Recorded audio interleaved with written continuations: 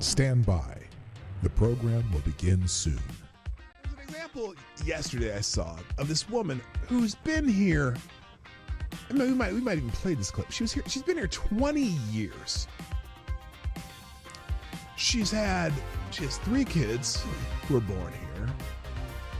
Her kids are because of birthright citizenship, which is another subject that's coming up. And she never bothered to even try to resolve her immigration status. Not in 20 years. She has never tried to resolve her immigration status.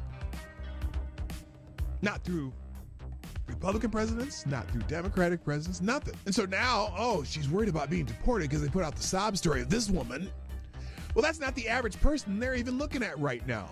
The average person they're looking at crossed in the last 3 years are...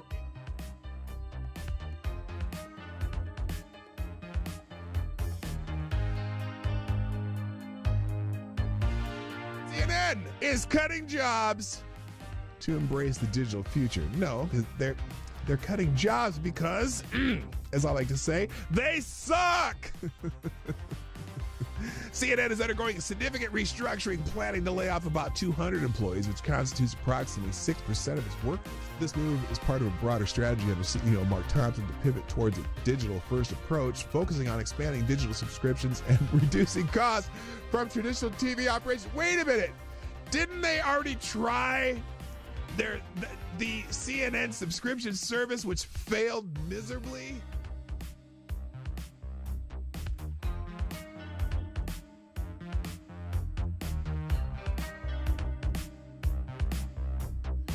Which, if you truly have compassion for trans kids,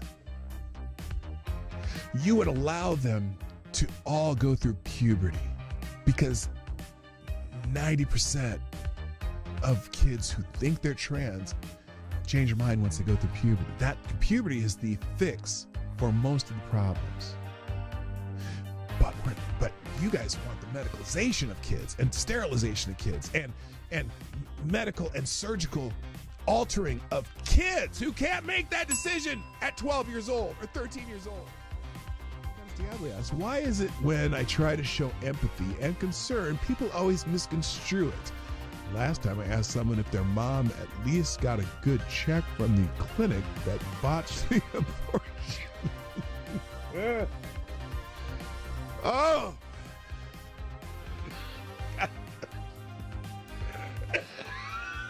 Oh, God. Damn it, AD. I think you just need to find a gentle way. Stand by. The program will begin soon. I would be willing to bet everything I own that submitting a 22-minute video montage that shows the most egregious acts of violence you can find from that day, when the defendant in question is on that video for only 6 seconds and the scene walking calmly, is highly prejudicial and a violation of the defendant's due process rights. The person was found guilty and sentenced to 19 months in prison. Now, it took 2 hours to read through all of the documents that were in the case file. Every motion submitted by the defendant was denied. Every motion by the defendant was denied. How often does that happen? And every motion submitted by the government was granted. They turned a trespass misdemeanor that would have resulted in a $50 ticket into 5 misdemeanors and a felony charge by charging the defendant with a statute that would have required the Secret Service to rope off the section he was in, which they did not. They also charged him with a statute that would have been required them to prove Mike Pence was in the building at the time he walked through that corridor. He was not. And they used an Enron statute that the Supreme Court struck down.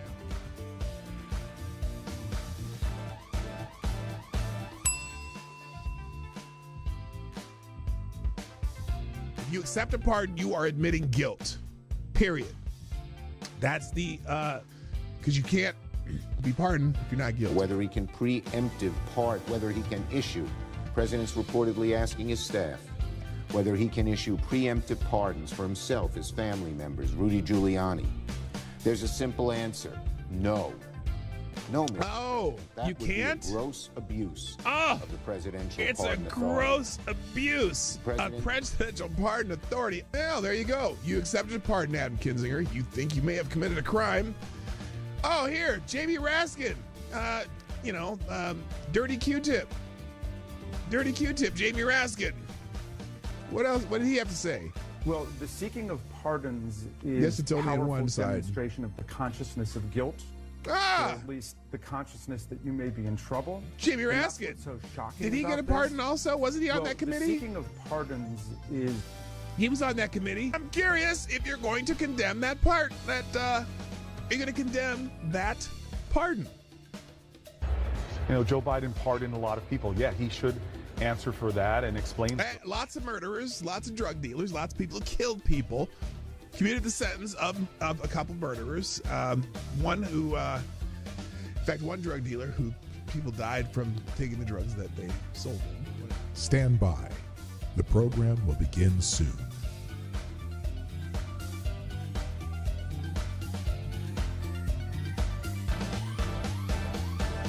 The Obama-Aniston rumors have gone wild. Rumors have emerged on social media that suggest Barack and Michelle Obama might be heading towards divorce, with speculators linking Barack Obama to actress Jennifer Aniston. Those rumors have gained traction following Michelle Obama's absence from Jimmy Carter's funeral and the inauguration, and are based on tabloid stories and social media speculation without solid confirmation from the individuals involved. So far, they're still rumors, and I don't know why people are perpetuating them, but it is kind of fun to perpetuate rumors like that. No one's come out to, out and out deny anything. That's the weird part.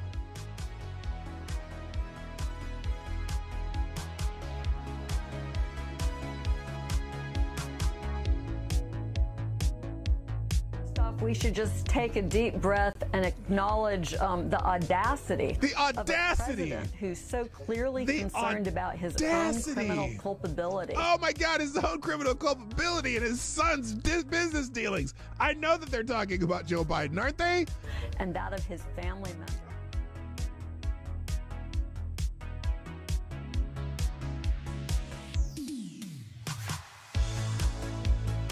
Like the boy asked, are cats really soul suckers? Yes. Yes. That's why I'm not into cats. Dogs, man. I'm a dog guy.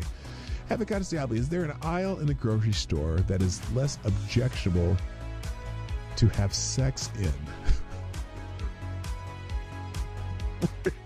Where do you come up with this shit? Dude.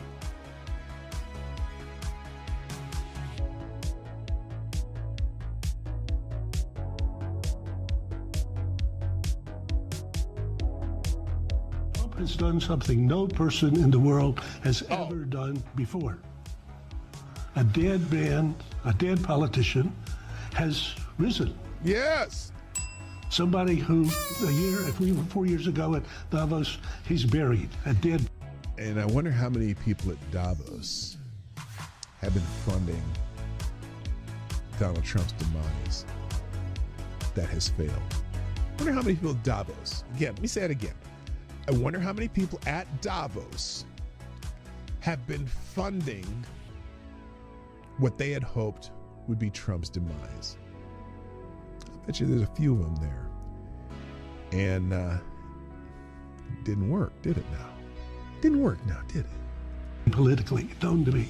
He's now returned. This is the greatest comeback in political history of a politician. And then, therefore, he thinks he can do anything.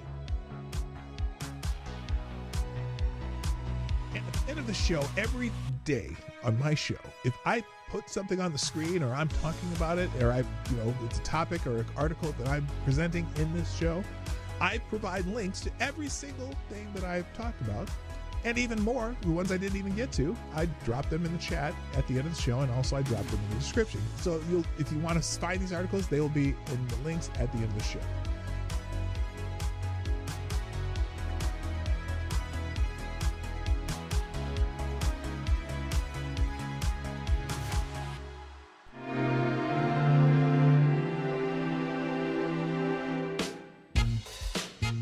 Ladies and gentlemen, coming to you live from the Lucky Dog studio in a hidden location somewhere in the upper Midwest of the United States of America, it's a brother making his own way but with all the wrong opinions. Welcome to the Morning Night Live with your host, the one and only PDawgKnight. I'm a little melancholy today. I don't know why, but we'll figure it out. Hey, good morning, everybody. Welcome to the Morning Night Live. I'm your host, Marty, also known as PDawgKnight on the internet, and welcome back to the PDawgKnight channel, where I'm just not. I'm not feeling it today. I don't know why. I'm kind of. I don't know. I don't know why I'm weird today. Maybe I just need a joke. Here, let's try a joke. Hang on. Give me a second. Let's try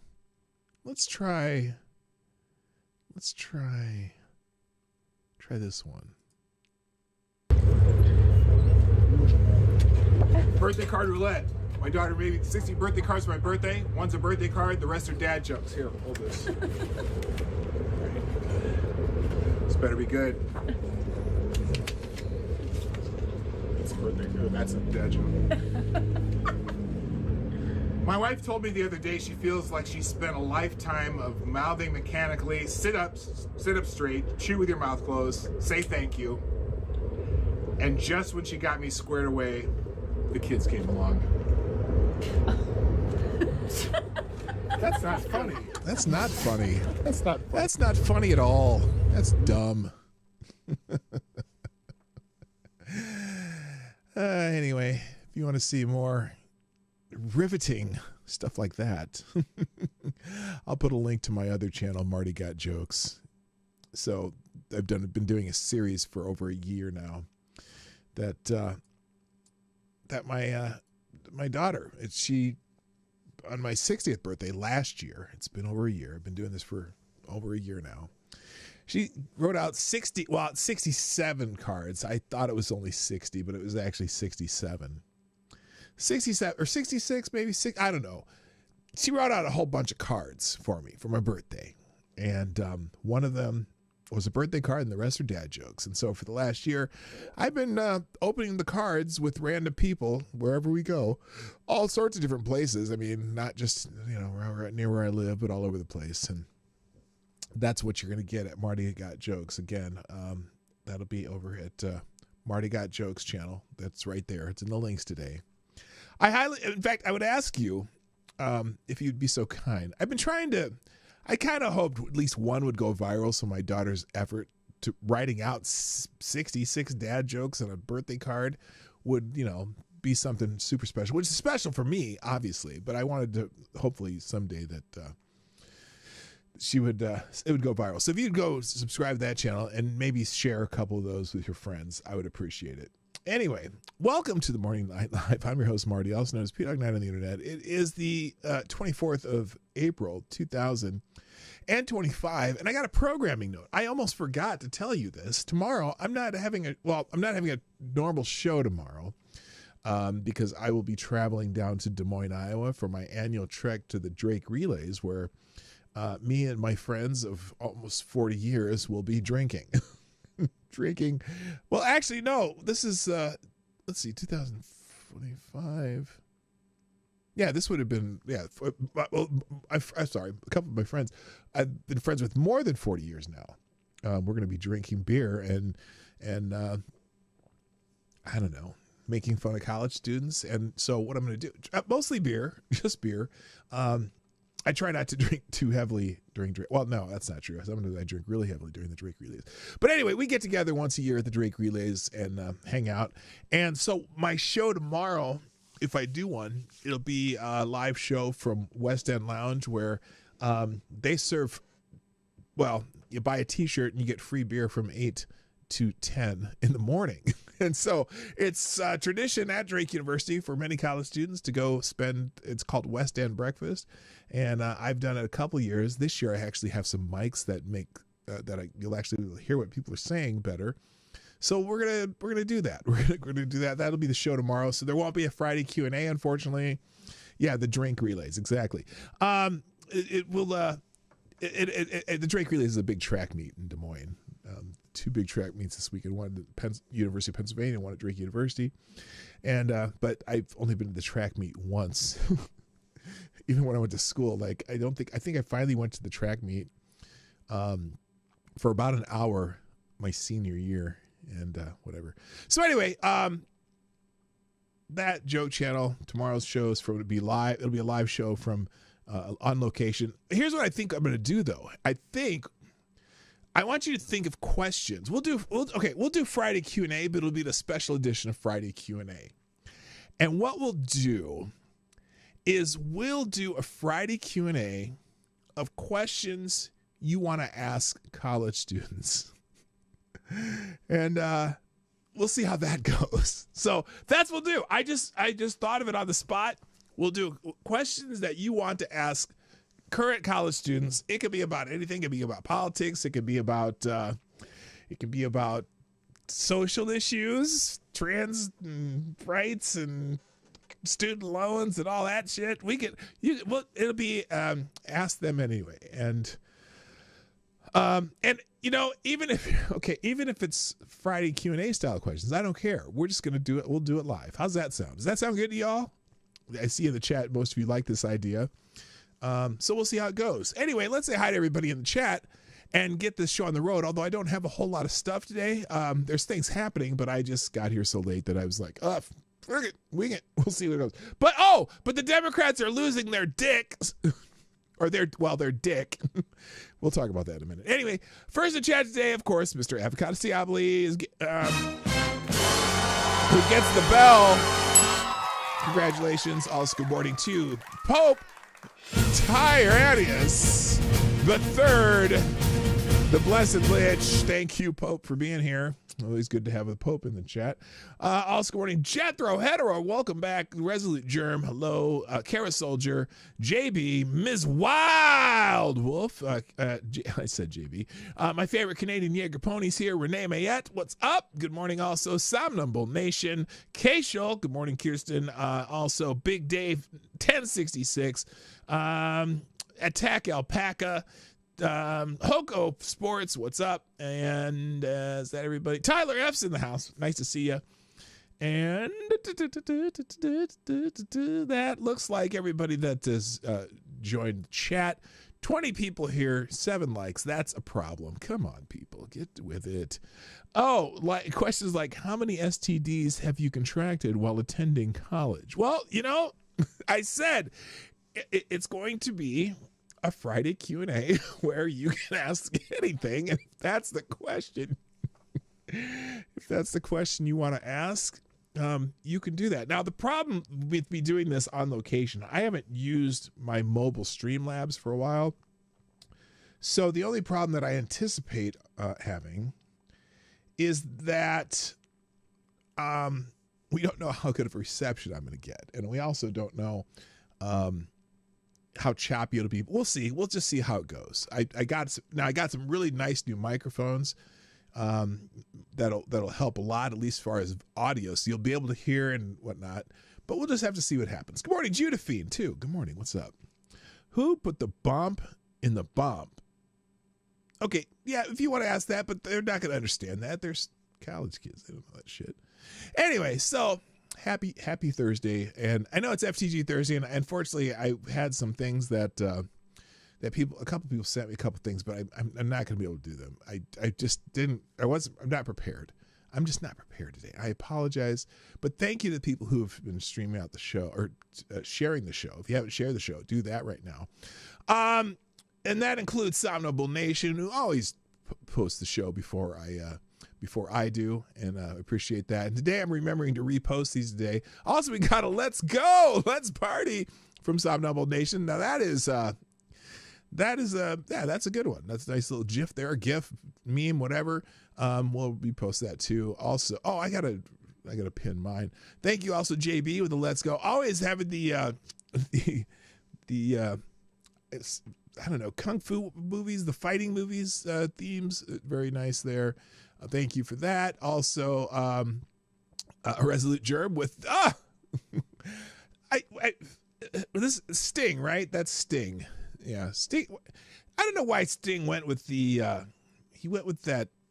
What was that show called? The Crow. He went with that crow kind of look. I liked it when he had the spiky hair and, you know, looking all muscle bound and shit. But apparently he went with the crow look and people dug it.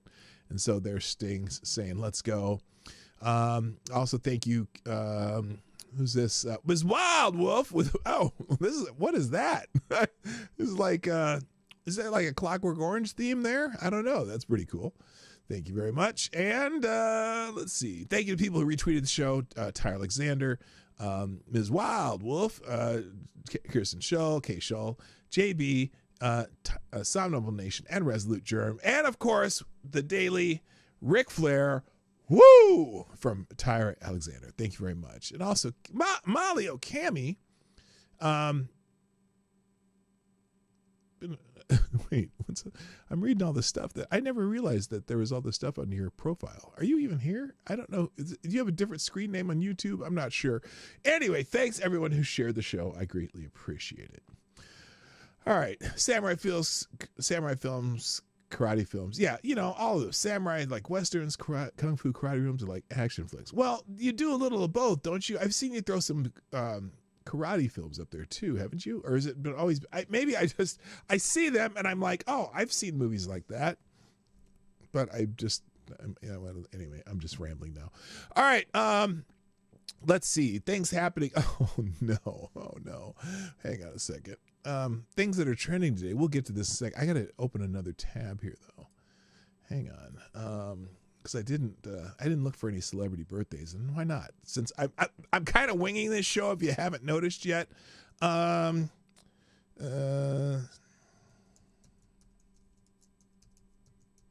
even know what today is. I didn't even spell that right.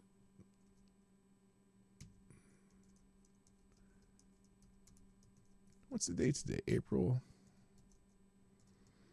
24th. Oh my gosh, it's Woo's birthday. If Woo shows up, now I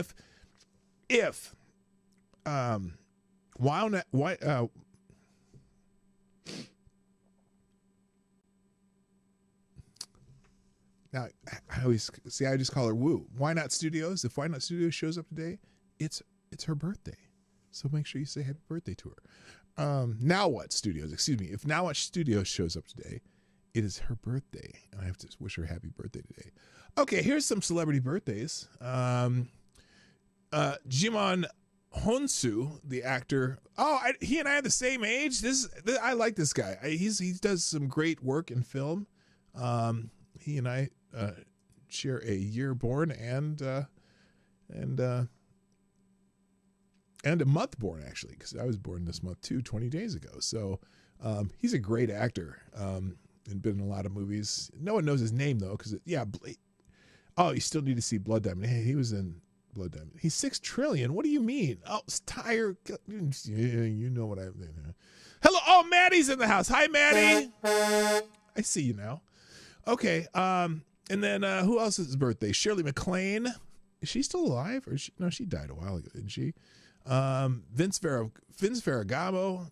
Oh, these are sports birthdays. Chipper Jones, Chris Letang. Oh, that's because those are baseball names. And I don't know who this is. some random gal. Anyway, so there's today's celebrity birthdays.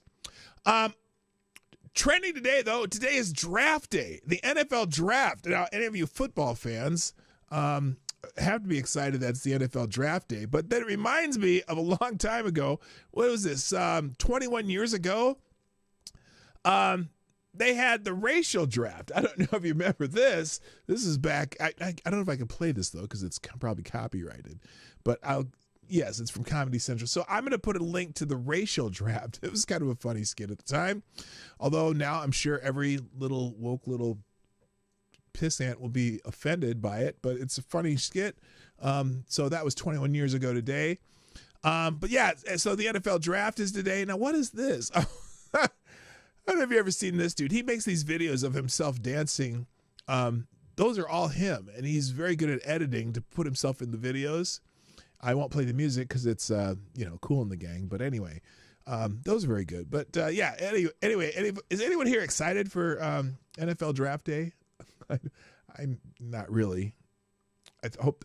Look, I'm a Vikings fan by default because I lived here so long. It's like osmosis. It just grows on you.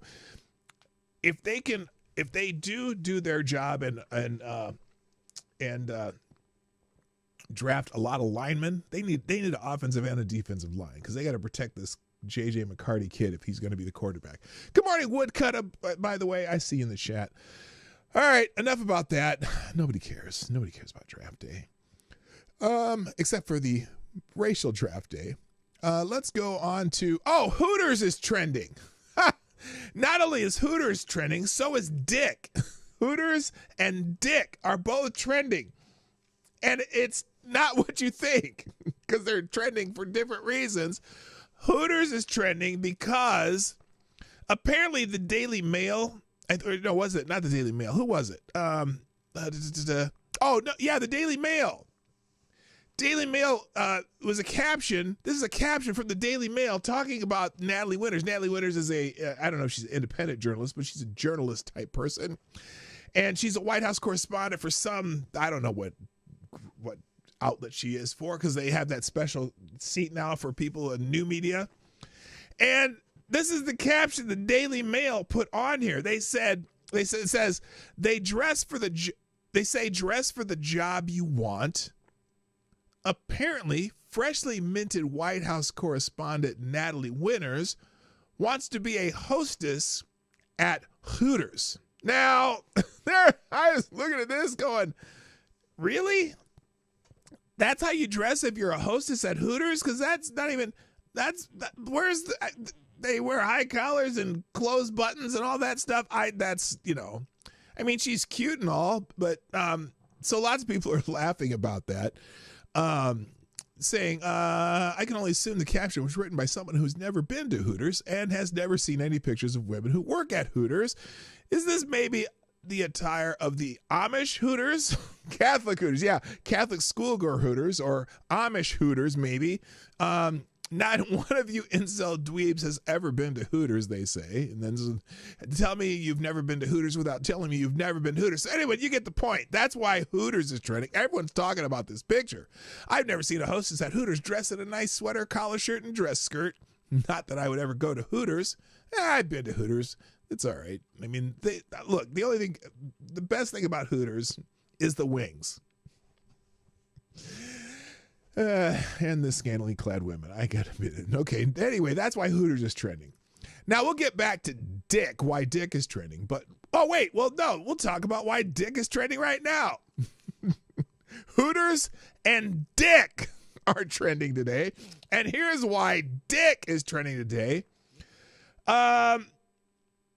Senator Dick Durbin, the appropriately named Senator Dick Durbin, has announced that he's going to retire after 4 decades in Congress. Oh my gosh.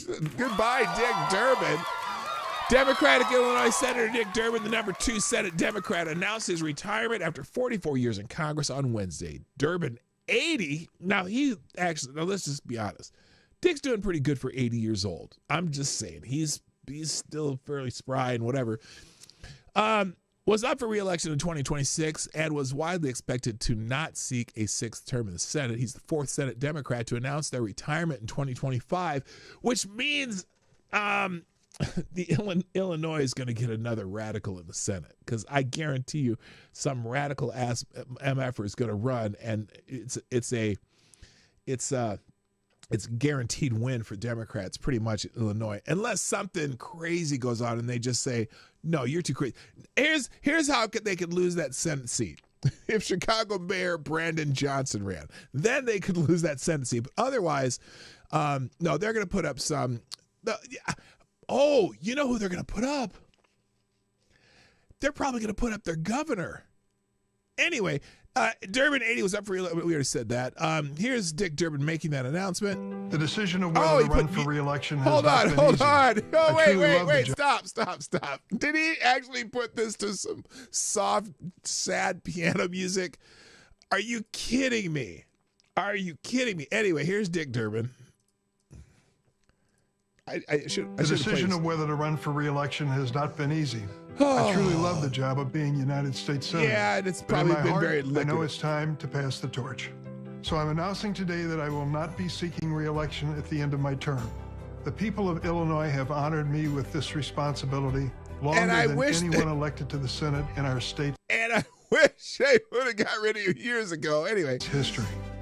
I'm truly grateful. I'm not. Right now, the challenges facing our country are historic and unprecedented. Unprecedented. The threats to our democracy and way of life are very real. Yes, because Democrats don't like it when democracy doesn't go their way. I can assure you, I'll do everything in my power to fight for Illinois and the future of our country. Why? You're leaving. How are you doing? Retire? Go enjoy your grandkids, your great-grandkids. Go on a beach with Joe Biden. Take a trip to the Bahamas. Shut the fuck up. We don't need to hear from you ever again.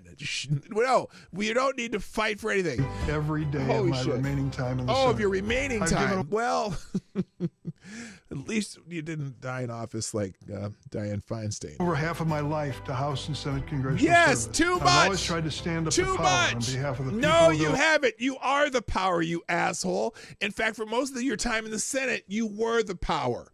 So stop saying you're standing up to power. You are the power, and now the power is, people are standing up to you now. Illinois and our country. But none of it would have been possible without my wife, Loretta, our kids, Christine, Paul, and Jennifer, who are all residents of and my Washington, energetic D.C. and amazing grandchildren, as well as my extended... Your grandchildren didn't do shit for you in the Senate, okay? You decided that you were going to be in Washington, D.C., wherever your grandkids are. I hope you visit them often, but maybe now you'll have some more time to visit them, and they will appreciate you. I don't have any animosity toward you. I just think you're a shitty senator. Family. They stood with me and accepted the demands. Okay, we don't need to watch this whole fucking thing. It's in the links. You get it, though. Anyway, he's stepping down. Thank goodness. Good morning, Midnight in Exile. How you doing? So there. So that's why Hooters, I just like saying Hooters and Dick.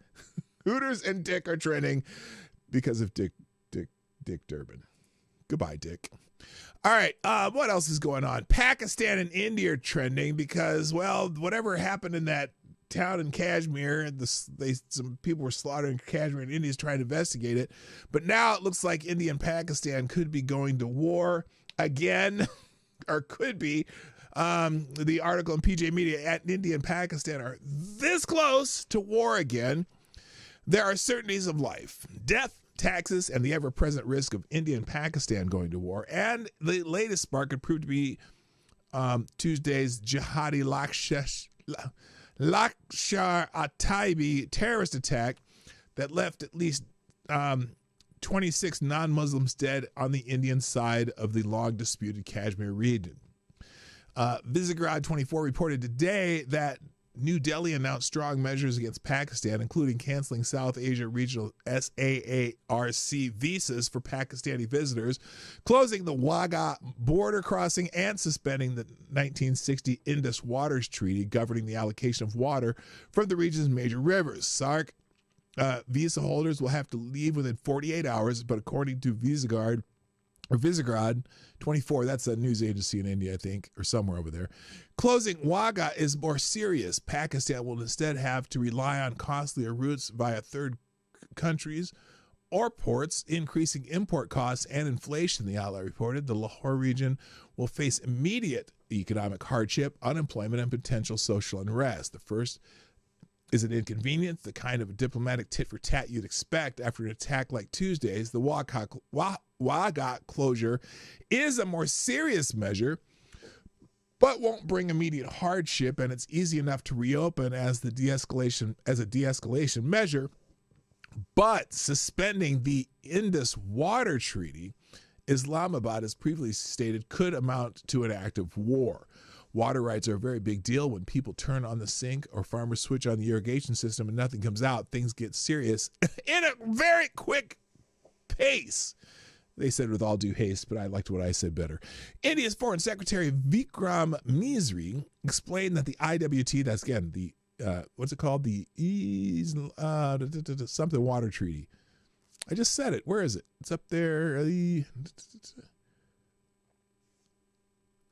anyway, yeah, the Indus Water Treaty. That the Indus Water Treaty suspended until Pakistan incredibly irrevocably abjures its support for cross-border terrorism. Defense Minister Rajnath Singh warned, we will not only reach those who have perpetrated this incident, but also those who, sitting behind the scenes, have conspired to commit such acts on the soil of India. So again, this is going to be, they're on the brink of war again, which is not unusual. People talking about it on the internets.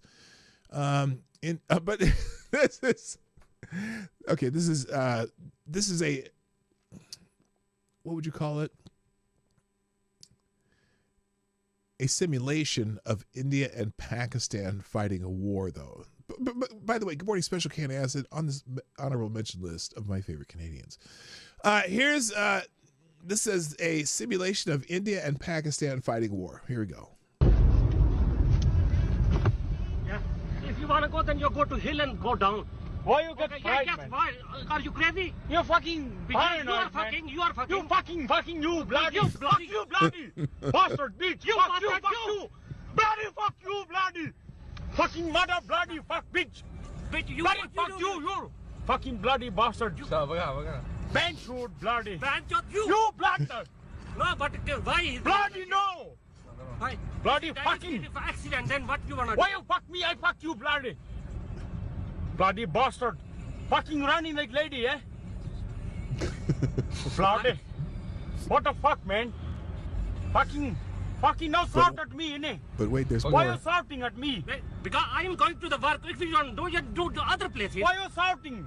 Because of this, you are doing. Hello. I don't know. You are doing like this. I think you are going to accident. No, shouting at me no good, man. Me no shout at you.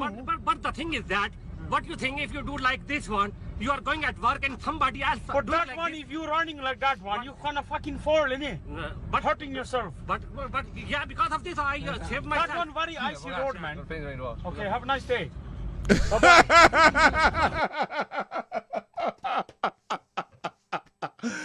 have a nice day. But have a nice day. That's oh, that's awesome. Good morning, Blue-Eyed Scream. Anyway, so there you go. But actually, it may. Oh, okay, we're gonna skip some of this though.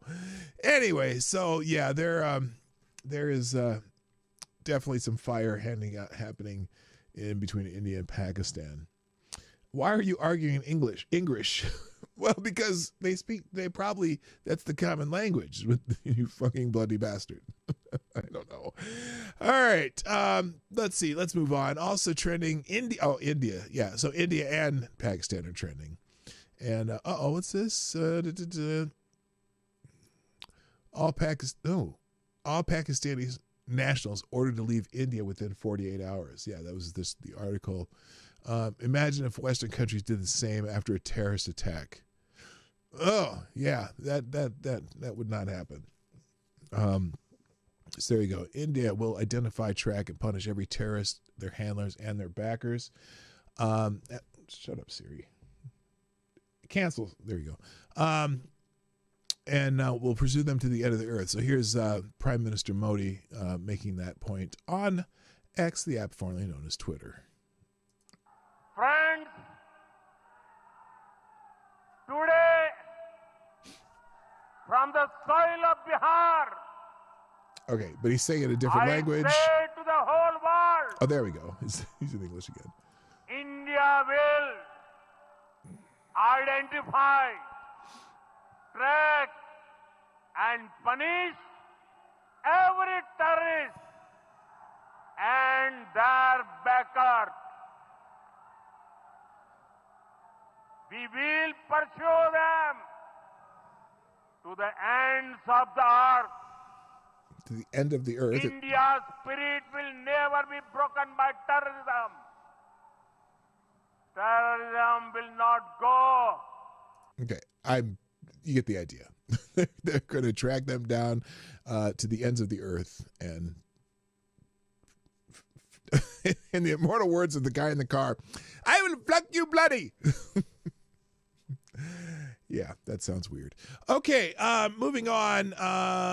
Also, Vladimir Putin and Vladimir Zelensky are both trending because apparently the talks for peace have been breaking down. Donald Trump is not happy right now.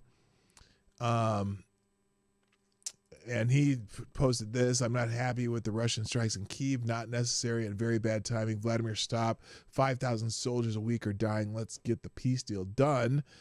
To which some people are cheering. And to me, this sounds like, I mean, look, I don't mean to be super critical of President Trump, but I don't know how this is working out for anybody right now.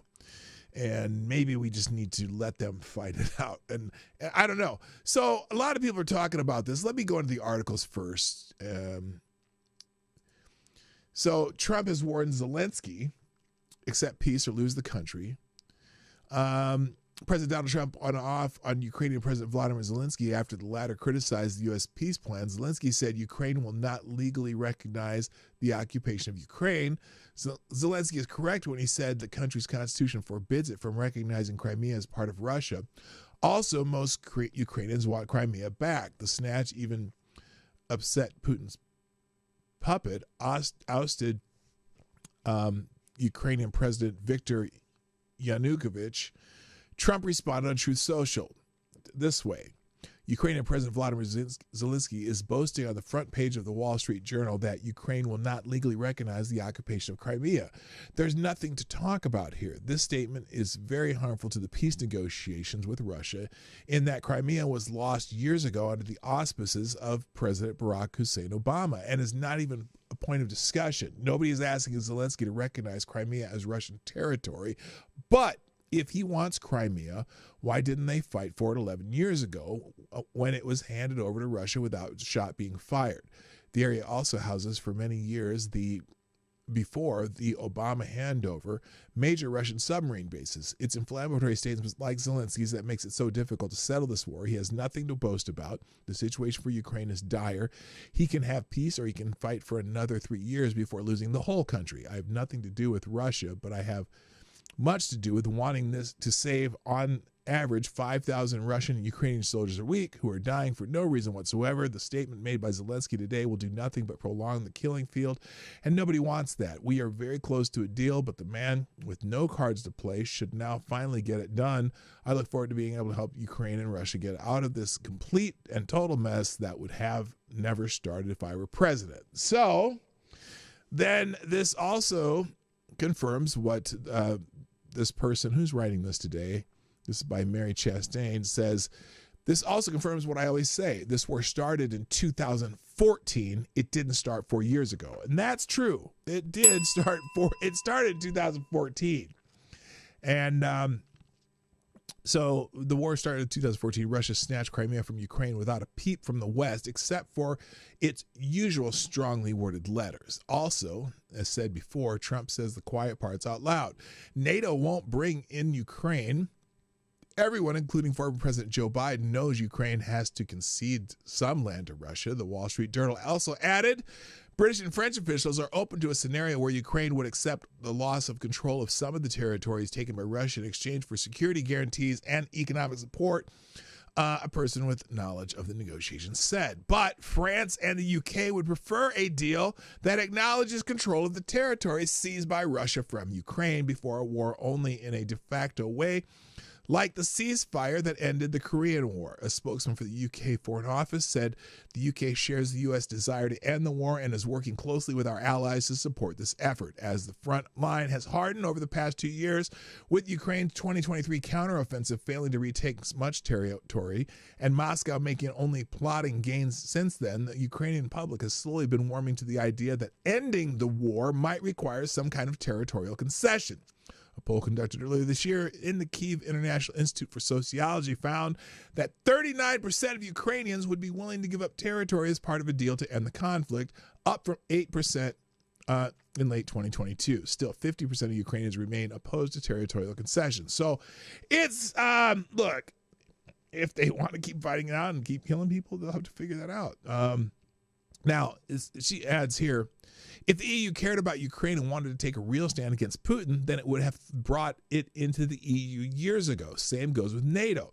But we know that the EU has spent more money on fossil fuels from Russia than it's sent to Ukraine. And that's just it. They get their energy from Russia. So they're not fucking with us either.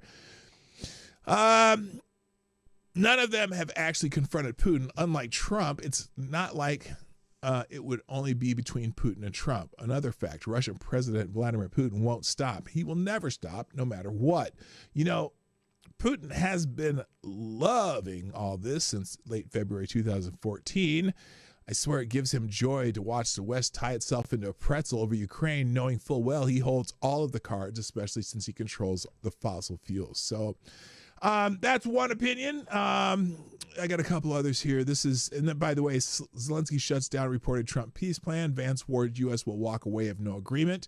And this is from yesterday. Ukrainian President Vladimir Zelensky has rejected the peace deal framework reportedly proposed by the Trump administration of freezing the lines of the conflict and recognizing Crimea as Russian territory. So that's, and I, look, if they didn't, yeah, you know, the fact that they did nothing about this in 2014, especially the United States, did Barack Obama say anything about it? Or he just, like I said, it was a strongly worded letter. He pulled a Karen letter.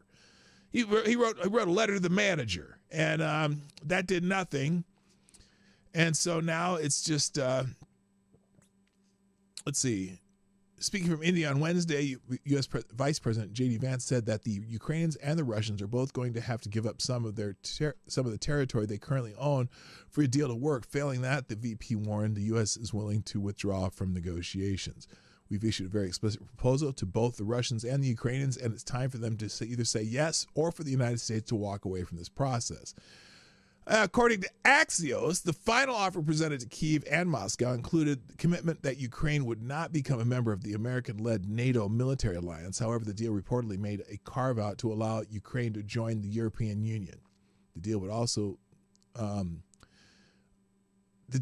also offer Russia an offer, they just misspelled that, Russia enhanced economic cooperation with the U.S., particularly in the energy and industrial sectors, according to the news outlet. So they're still trying to make deals, but they're willing.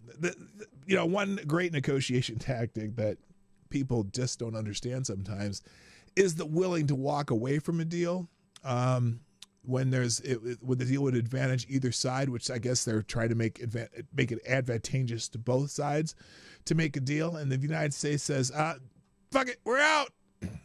And then you hope that both of them would go like, but wait, we'll figure this out. let's don't walk away. Girl, don't go on me, man. Just go away. Now, also, apparently Politico put out a piece, and some of our American officials are denying it as totally fictitious. Secretary of State Marco Rubio and Steve Witkoff, President Donald Trump's special envoy to the Middle East, responded to a fake news story from Politico. Oh, Politico did a fake news story? Go figure. FTG Politico, claiming the Trump administration is considering lifting sanctions against Russia. Rubio and Witkoff labeled the story as totally fictitious. This is false, Rubio and Witkoff said in a joint statement. Neither of us have had any conversations about lifting sanctions on Russia as part of a peace deal with Ukraine. This is just totally fictitious and irresponsible reporting from Politico, a fifth-rate publication. Now that sounds like something Trump would say, a fifth-rate publication. Anyway, if they have an ounce of journalistic integrity, they will fully retract this piece of fiction. The report from Politico claimed that 5 people familiar with the discussion, oh, there you go, 5 people familiar with the discussion, that is like the most quotable news source I've heard ever, told the outlet that Witkoff has been the main proponent of lifting sanctions against Russia's Nord Stream 2 natural gas pipeline and other Russian assets. Wait a minute. Have they fixed Nord Stream 2? I thought we blowed it up. I don't even remember that. But anyway, Donald Trump Jr. writes, more bullshit from the liars at Politico, smearing Marco Rubio and Steve Witkoff. Wow. So anyway, Two people familiar with the matter, quote unquote, claimed Witkoff, has directed his team to draw up a list of all the energy sanctions that the United States has placed on Russia. White House Special Envoy Steve Witkoff has been the main proponent. Oh, this is from the Politico article, which they're saying is bullshit. So anyway, it's par for the course. They'll write whatever they want and try to make you look bad, whatever. All right, let's and by the way, again, FTG Politico. The other day we saw this sudden resignation of Klaus Schwab. Remember that a couple of days ago? We saw Klaus Schwab step down. Hello, Selected Boy, by the way. Yeah, boy. He's all of a sudden Klaus Schwab makes this announcement. He's stepping down immediately as the chairman of the World Economic Forum, the WEF. You know, Klaus Schwab, Dr. Evil. And I said at the time, I wonder what he did. Because I couldn't imagine him just suddenly stepping down. No, he didn't retire. He didn't retire before. He literally stepped down. So anyway, we talked about that, right? And I said, what did Klaus Schwab do? And apparently he's in a little bit of trouble with the World Economic Forum. And there's a thread here that I'm going to go through that was, it wasn't sudden. He said he was stepping down last summer. Yeah, to me it was, but he made it. I don't think he was going to step down when he did, though. He may have said he was going to retire, but this time, this was like out of the blue. He said he's stepping down, and it was effective immediately. It wasn't like he gets this little, he didn't get a little celebrity roast at the end and a nice dinner and, the people thanking him, giving him a watch and a yacht, a 200-foot yacht. This was, I'm stepping down effective immediately. I'm out. Goodbye. Boom. Damn. Like before he was supposed to schedule to retire. So here we go. So apparently he's in a little trouble with the World Economic Forum. Why was Klaus Schwab, the godfather of globalism, pushed out of the World Economic Forum after 55 years in charge? His own staff blew the whistle.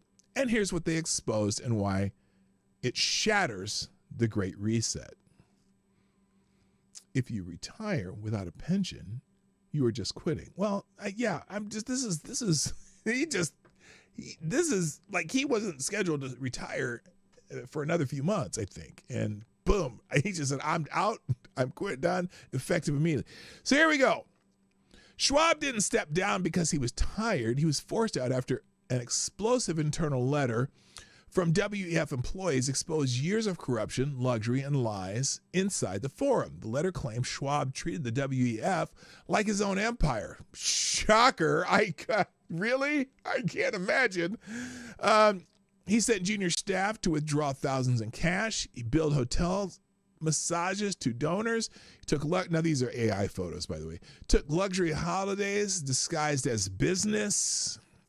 He and his wife allegedly turned a $50 million WEF-owned villa into their own private retreat, bought and renovated with donor money, sold to the world as a conference center.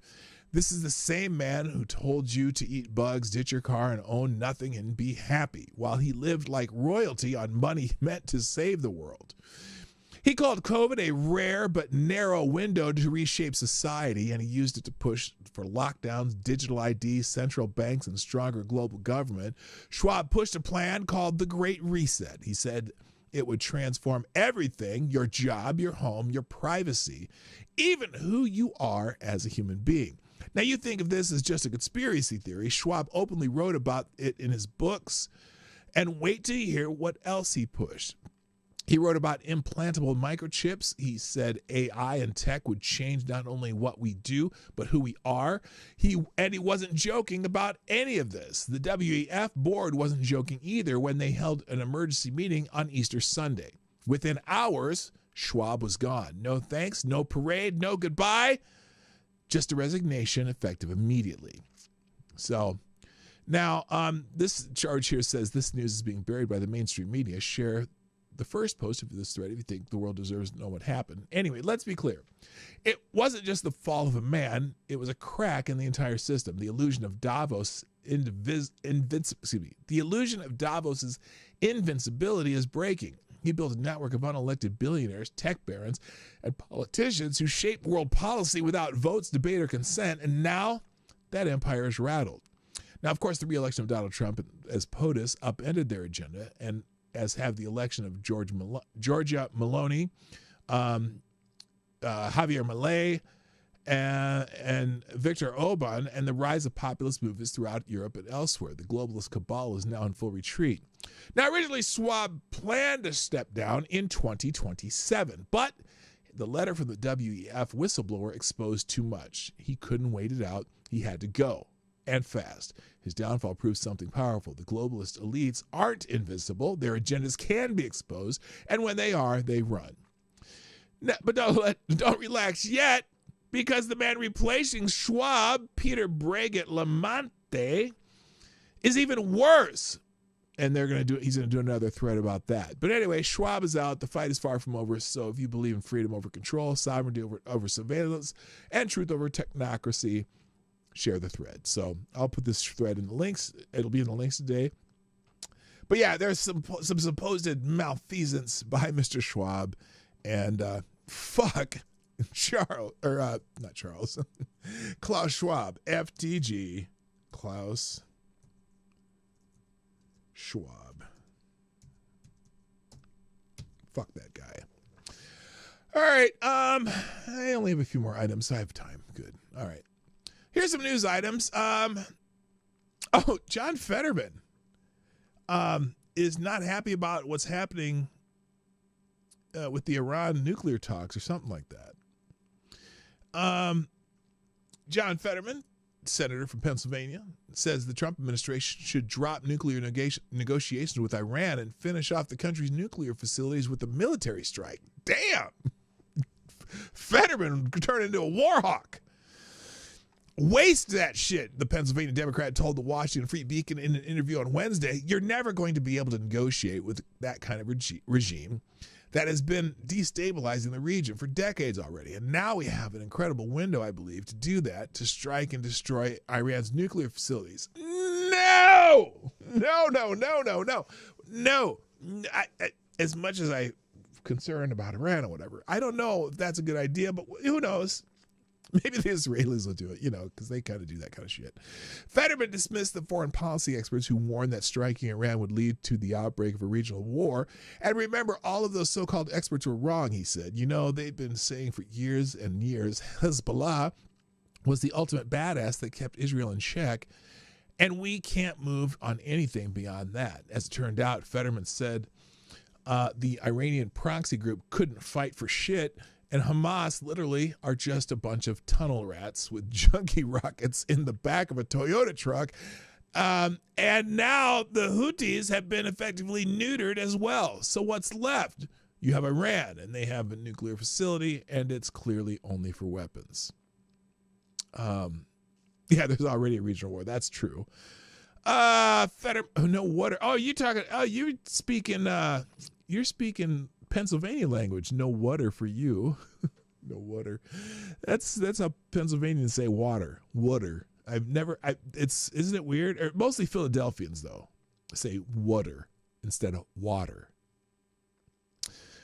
Anyway, Fetterman's remarks come as the Trump administration barrels forward with negotiations over Iran's nuclear program that have been defined by mixed messages. Going into the talks, the administration said any deals would require Tehran to dismantle its nuclear program. Middle East envoy Steve Witkoff later suggested a deal could allow Iran to enrich uranium up to a certain level. Then he walked back, saying Iran must agree to stop and eliminate its nuclear enrichment to ink a deal. A deal that allows Iran to enrich uranium would resemble former President Barack Obama's Joint Comprehensive Plan of Action, which President Donald Trump pulled out of during his first term, describing the deal as one of the worst and most one-sided transactions the United States has ever entered into. The punishing sanctions imposed by the first Trump administration brought Iran to the brink of bankruptcy, and Trump announced the return of maximum his maximum pressure campaign when he returned to office this year. The Iranian regime tried to have Trump assassinated before the 2024 presidential election. Now, did that happen? Was there someone that they caught that actually was trying to do that, or it wasn't a little dickhead on the roof in Pennsylvania, but it was what is that other guy having some tie to Iran? I don't know about that.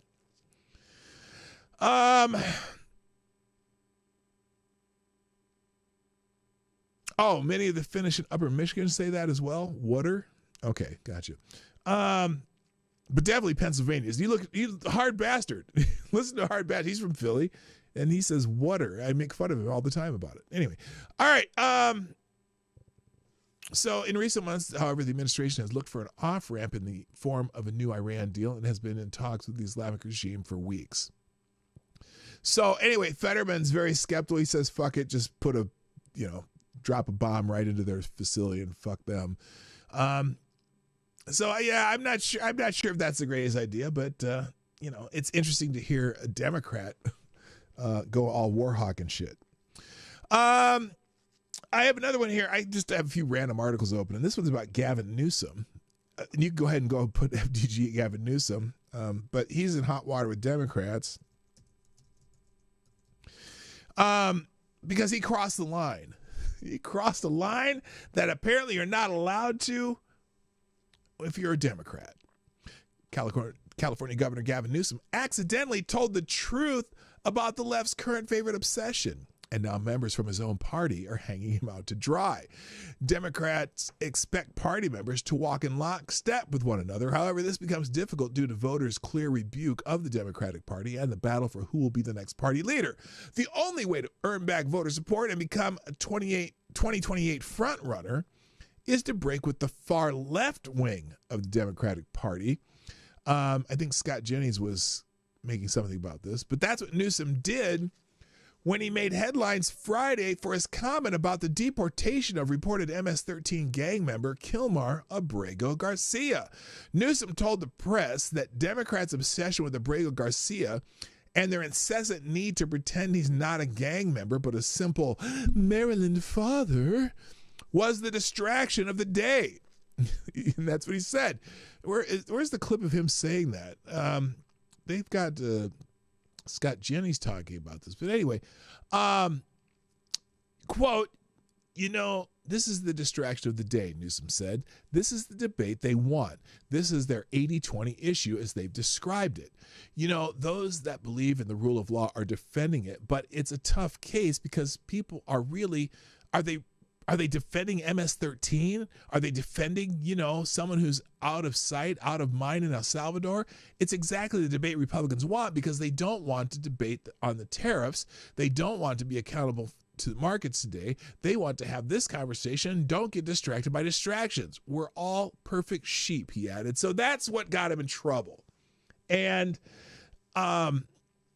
in a way, and the article goes on to say he's not necessarily wrong. The Democrats are so caught up on Abrego Garcia that, they're not talking about the stuff that they normally want to talk about. And it's a bad look. It's an 80-20 thing. The Republicans lead on this, and I want the Democrats to keep talking about Abrego Garcia. He continues, he's not wrong in pointing out that Democrats are focusing on the 20% side of an 80-20 issue. Still, Democrats don't like being told that they are the bad guys, especially given their own members, or especially by their own members. Instead of taking the criticism and working to fix the narrative in their favor, they attacked Newsom for correctly calling out their very obvious political blunder.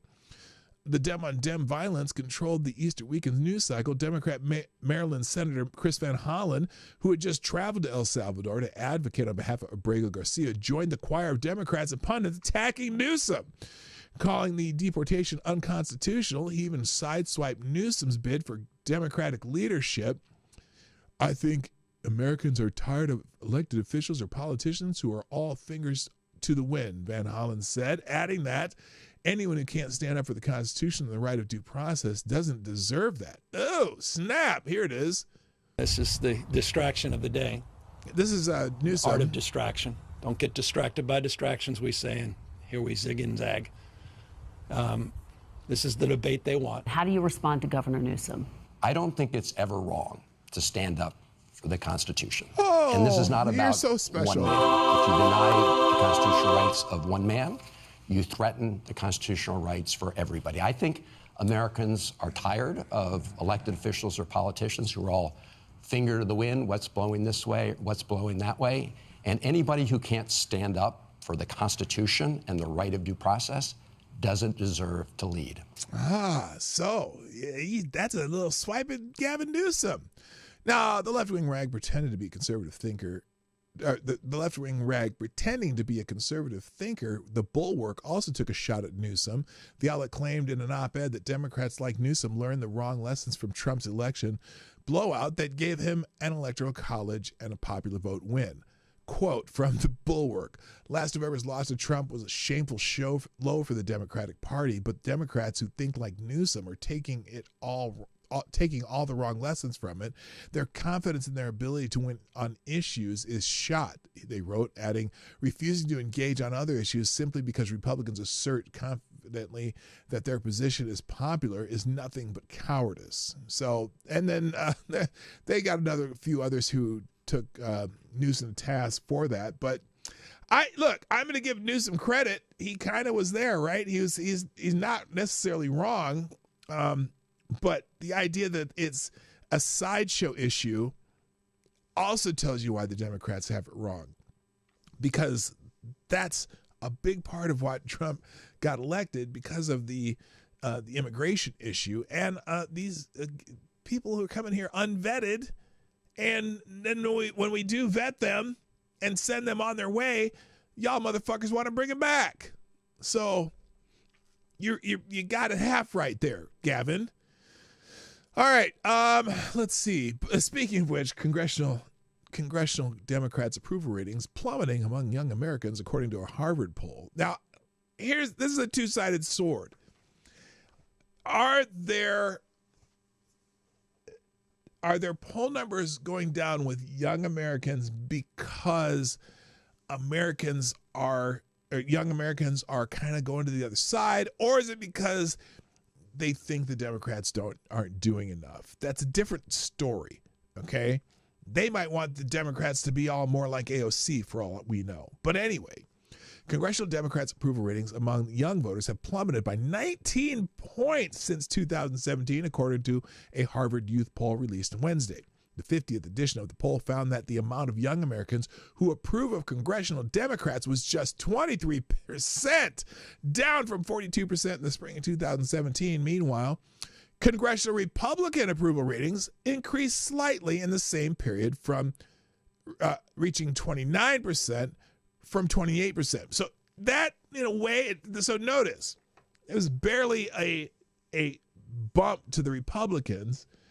It's just the Democrats are just that bad and now have a lower approval rating than the Republicans overall. But it doesn't mean that these young people they're all going over to the Republicans. While the survey showed that congressional Republicans notched higher favorability ratings than congressional Democrats, President Donald Trump's job approval rating among voters was relatively low. Of those surveyed, 31% said they approve of the job Trump is doing as president, compared to the 32% reported in the spring of 2017. And the 29% recorded in the fall of 2020, according to the poll. Still, Trump's approval rating among young black Americans increased from just 6% in 2017 to 16%, an improvement the survey called statistically significant. At the same time, the president's approval rating among young white Americans declined from 44% to 39%. And the Democratic Party has reportedly been having difficulty developing a strategy to communicate with voters ahead of the 2026 midterms. Recent surveys have shown that Americans disapprove of Democrats' leadership and favor the Republican Party over the Democratic Party. Oh, snap! That's new. And then they go on to about a Yale youth poll, blah, blah, blah. So there you go. Democrats getting worse. I have a couple stories left, and the aggregator will do that. We have time. Let's do it. All right. Because they want them to go further left, probably. That's what I'm thinking. That they're, again, they want them to move towards the AOCs and Ilhan Omar's, God forbid. All right. This is a story that just make you mad. The YMCA defends man who exposed himself to a 7-year-old in a women's locker room. Now, is this an old story? No, this is in Kansas City. This is a news story. You don't want some creepy man to flash his no-no bits in your young daughter's face, right? Well, suck it up, bigot. The North Kansas City YMCA in Missouri. In Missouri? That's middle America. Seemingly is defending a man who reportedly entered the women's locker room and exposed his penis to a 7-year-old girl and her mother. So more dick story. In an interview with Fox 4, the mother says she and her daughter had just finished swimming lessons on April 12th, where she estimates hundreds of children were present. The duo had entered the women's locker room to change when she suddenly heard a man's voice. They exited their stall to find a creep standing there fully naked. "Honey, I'm a woman," the man allegedly snapped. When the mother asked what the hell he was doing there, she claims she and her daughter weren't the only ladies subjected to the predatory incident. But preying on children is apparently acceptable behavior, according to the YMCA, who has a track record of banning girls for asking not to change in front of men. They almost seem proud of it. Individuals are allowed to use the locker room or restroom that they identify with, stating their local branch in a defensive response to Fox 4. Quote, "The safety and well-being of all our members is a priority. Just not, but they insisted, but just not as much a priority as they placing the feelings of pervs in dresses above the safety of young girls." So is this, here's, let's see. Shocked because I have an 11-year-old that comes here often with me and works out. So it's definitely a shock. Tonight, an investigation in Clay County after claims of a man exposing himself at a local YMCA. A mother said this happened to her and her 7-year-old daughter in the women's locker room at the North Kansas City Y. I'm Lauren Halifax. I'm Bria Love. The YMCA has also launched its own formal investigation. Formal investigation? What do you need to investigate? Details of this all day. He joins us live from that. What do they need to investigate? Whether or not the man actually had a penis or not? What are they investigating? Hello, Evan S., by the way. I don't get it. YMCA in North Kansas City tonight. Malik? Bria and Lauren, I spoke to the mother of this 7-year-old little girl who says that her child saw the private parts of this man. She wants to remain anonymous in order to protect her family. Should have punched him right in the balls. Tonight, the YMCA... I'm a woman? Here, let me punch you in the balls and see if you're still a woman. Sorry. Is responding. It was less than 10 days ago when a Metro mother and her daughter had finished up swimming lessons where she says hundreds of children attended. They went to the women's locker room to change. That's when she says she heard a man's voice. She then decided to leave, but as she and her child walked out of the stall, they encountered a naked man, his privates on full display. She asked what in the world he was doing. The woman claims he said something to the effect of, quote, "Honey, I'm a woman." She and her child then sprinted out of the locker room. Really? If you're a woman, how many women are just standing around naked in the YMCA in front of a bathroom stall? He's just a fucking weirdo, man. Come on. The woman spoke to Fox 4 on Monday, and she says they were not the only ones who saw. My 11-year-old does use that Okay, so we did, locker room, especially after we go to the pool. And in there, you either have the closed down showers or you kind of try to change as quickly as possible. So it's definitely shocking and something that we'll be looking out for a little bit more. The YMCA tells Fox 4 it's investigating the matter, saying in part, we follow all state and local laws, and individuals are allowed to use the locker room or restroom that they identify with. At the North Kansas City YMCA, we also have 4 private universal changing rooms available, separate from the larger shared locker rooms, for anyone who prefers the privacy they offer. Oh, so you got to change your behavior and use the private locker rooms instead of just saying, no, you can't use that locker room. That's so That's interesting. The police department says they are investigating a report of indecent exposure that occurred on April 12, 2025 at the YMCA. But will they have the balls to take charge in this and maybe and to press charges? Located in North Kansas City, but further details were not shared. Okay, we don't need to watch the rest of the story, but anyway, it's in the link there. And then finally, I actually have a feel-good story. The feel-good story of the day. Oh, hey, we finally have one. I forgot about that. I didn't put the link up there, but if you want to sponsor the show, like Tyre just did, here's the link. I'll just pin it from Johnny Boomer Tech here. Thank you, Tyre Alexander, first sponsor of the show, which makes you are the new Streamlabs Superstar sponsor of the day. Pope Tyre, Tipping 230, says, as it is said in the book of Thumbscrews, verse 7, lo, if thou hath a dick, thou art male. If thou art make, thou shall not be in the women's quarters. If thou shalt be found there, thou shalt be thrown into the sacred wood chipper. The punishment is clear. Thank you, Tyre Alexander. That is the perfect solution. Yeah, thank you, Pope Tyre. Okay. All right, here's the feel-good story of the day. Remember, there was some major action in Western North Carolina, being flooding and hurricane and all that shit that destroyed much of Western North Carolina. Well, the unsung heroes for the last 6 months in Western North Carolina, in a small town, are some Amish volunteers. Recovery rebuilding efforts from the devastation unleashed by Hurricane Helene in towns like Chimney Rock, North Carolina, has largely faded from the headlines and the public awareness. Over the past 6 months, however, a team of 2,000 volunteers from the Great Needs Trust, a Pennsylvania Amish community, have been quietly and steadily rebuilding the town's homes, businesses, and bridges. Chimney Rock Mayor Peter O'Leary told WCNC, when we look around, we see tremendous damage and realize it will take a long time to build back, but at the same time, we have made tremendous progress, and that is very encouraging. The Amish volunteers have offered skilled labor and compassion in their efforts to help rebuild the community, with volunteer Amanda Zook describing how they, quote, our hearts just felt drawn to come help the people in this area.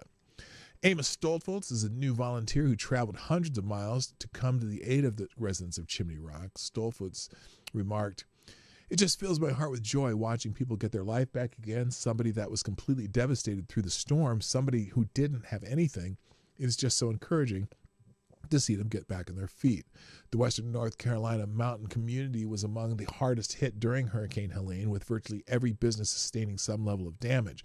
Mayor O'Leary noted that the recovery will be a long-term effort, stating this is a multi-year process. It is a huge job that is going to take a lot of input, a lot of resources, a lot of efforts by a lot of people. All of the building material going into these stores has been donated up to this point, and it has been a tremendous recovery story that is ongoing. While politicians and bureaucrats have bickered and postured over how to direct government aid to storm devastated communities like Chimney Rock, the Amish members of the Great Needs Trust are showing what compassion and community combined with action can accomplish. So let's see, we'll watch this on X too. I'll put the link here since I still got a couple. Technically I'm done, but whatever. Let's see, here we go. Work mostly in Chimney Rock, some down in Batcave. These volunteers are members of the Great Needs Trust, an Amish community in Pennsylvania, offering not just their skilled hands and their time, but their compassion as well. We wanted to help the people that had the disaster.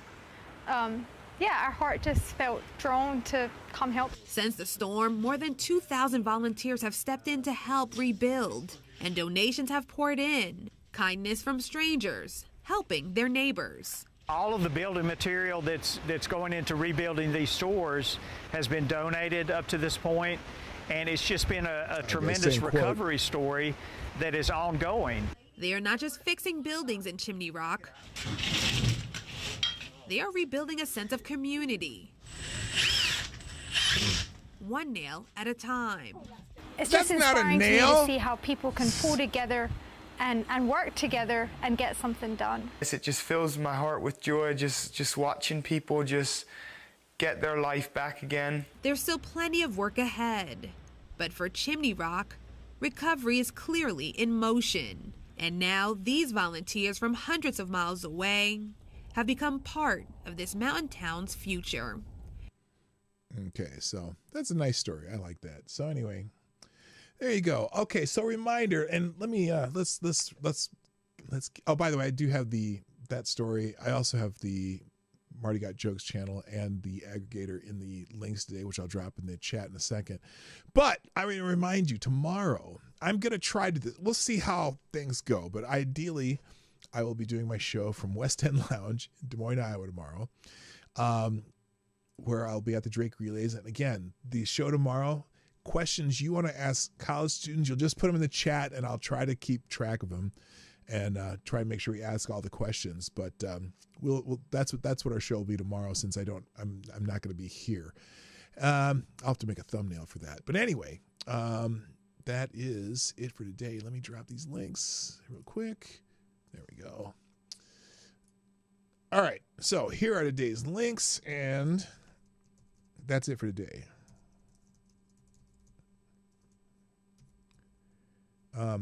Think of questions that you want to ask college students, and I'm already regretting doing that. I can feel it already. I'm regretting that I made that missive, but that's what we're gonna do tomorrow. So that's it. Thank you. I gotta go. My name's PDawgKnight, and I am out of here. Bye bye. See you tomorrow. Ding ding ding. Hey, this is PDawgKnight, and thanks for watching today on the PDawgKnight channel. If you have an observation or remark you'd like to make about this video or my channel, I absolutely welcome you to write it in the comment section down below. I really look forward to hearing from you. And before you go, if you like what you saw but you're not already subscribed, please make sure you hit the subscribe button and definitely click that bell that pops up afterwards so you'll be notified when I post new videos or when we go live. I broadcast my live show, The Morning Night Live, Monday through Friday at 10 o'clock Eastern, 9 o'clock Central. A special thank you to all the supporters of this channel who share our videos on social media and who make donations through Streamlabs, YouTube, Venmo, and Cashapp, which are all linked in the description down below. Thanks again, and until next time, I'm PDawgKnight, and I'm out of here.